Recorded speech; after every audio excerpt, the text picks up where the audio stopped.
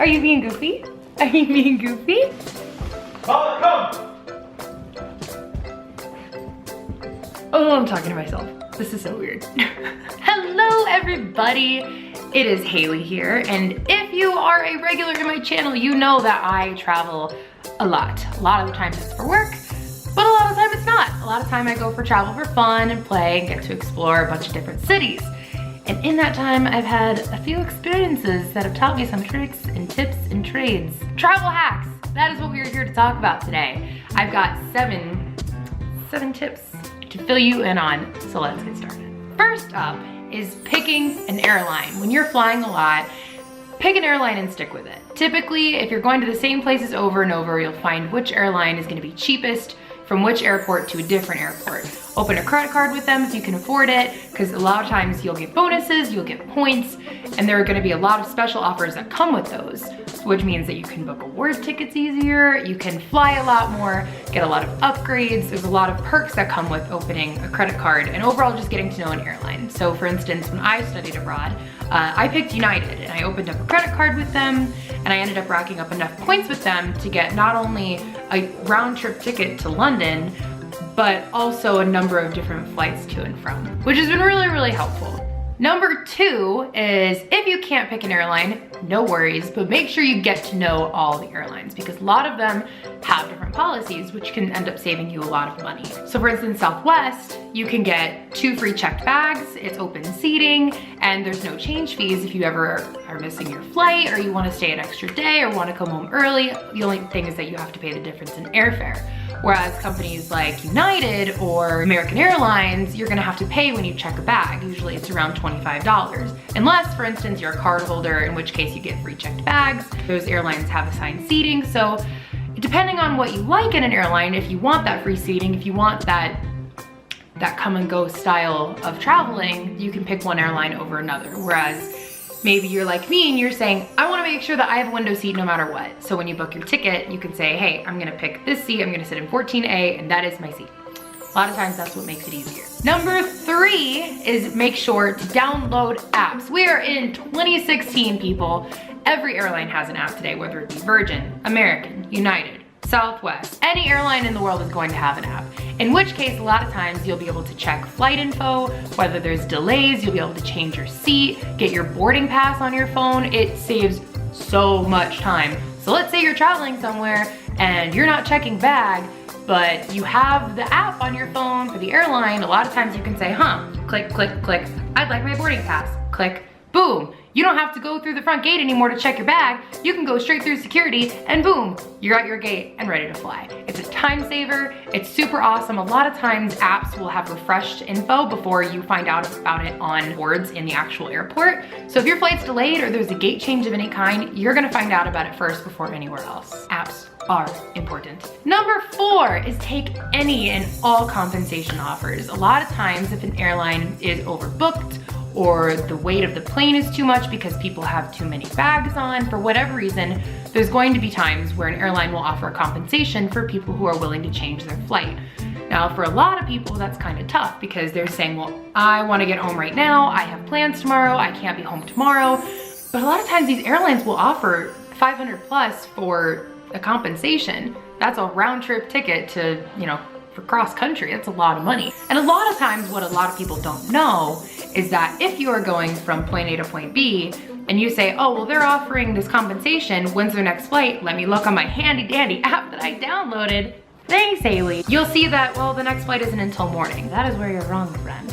Because a lot of airlines deal with this, funnily enough, they end up working together to help compensate these issues. For instance, for me, this happened to me a couple weeks ago when I was coming home from PAC South. I was flying on United, and this was from San Antonio into LAX, and the plane was too heavy, and they needed a couple people to get off the plane for a $500 compensation. So I went up, make sure you're the first to go up, because a lot of people end up going up. I was the first to go up, and I was like, what's the deal? And they said, well, where are you going? Where are you flying? They looked it up and I said, well, when's the next flight to LA? If I decided to do this, I was like, if they need me to stay an extra night, maybe I can work with it. And they said, actually, the next flight to LA is in 15 minutes at that gate across the way from American Airlines. So not only did I get a $500 compensation for changing my flight, the flight I changed to was leaving 15 minutes later from a gate that was 10 feet away. If that's not travel hacking, I don't know what is. Number 5 is don't be afraid to ask questions. So let's say that you booked a ticket and before you realized it, you accidentally got stuck with a middle seat.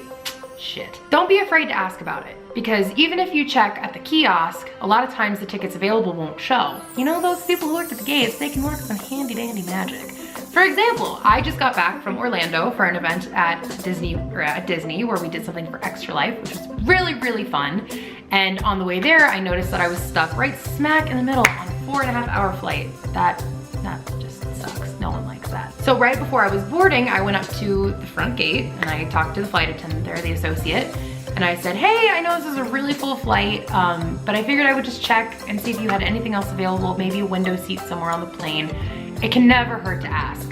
So he said, okay, give me a few minutes, took my boarding pass, I went and sat down and twiddled my thumbs, waited, and then when I went back up, he gave me my boarding pass back. It was a different one, and this one was for, instead of 14E, I was sitting in 9F. Not only is that a window seat, it is in an upper class seat. So it's not first class, but there's the middle class. For a lot of times it's called economy plus or business class. So he upgraded my ticket to not only a window seat, but a better section with way more legroom and overall a better experience. Same thing happened on the way back. I was stuck in a middle seat. I didn't get the upgraded section, but I still got a window seat, even though it was a completely full flight.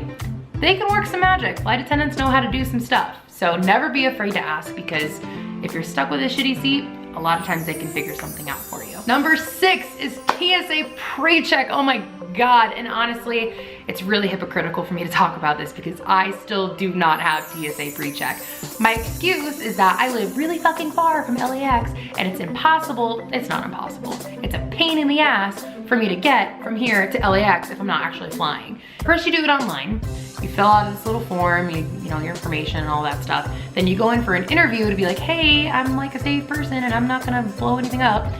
And then they'll give you TSA PreCheck. What is TSA PreCheck? I personally don't know every single detail, but I know that you get to skip the big freaking lines in all the airport. When you're going through security, you can keep your freaking shoes on and a bunch of other stuff you don't have to worry about. It's overall a much better traveling experience.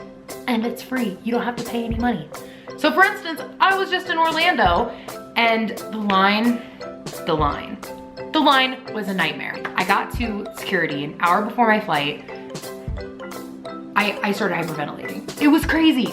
So make sure you get TSA PreCheck because everybody else is freaking zooming by me and I just stared longingly like, damn, why do I not have TSA PreCheck? Lastly is don't be afraid to explore other airports. If you're in a major city like Los Angeles, Orlando, New York, there's multiple airports around you. So for instance, LAX is an hour drive from me. That's not true. It's like an hour and 45-minute drive from me. Burbank has most of the same airlines, is a way easier airport, and is only 45 minutes away. A lot of times tickets will be about the same price, and even if it's only like 20 bucks more, that's still gonna save you the money in parking, gas, and all those other fees. It's just a way easier travel experience. So don't be afraid to check other airports for sure, because those end up helping a lot. And that's all I got. So make sure if you are doing any traveling sometime soon, put those into consideration. It might make your life a whole lot easier. Thanks for watching.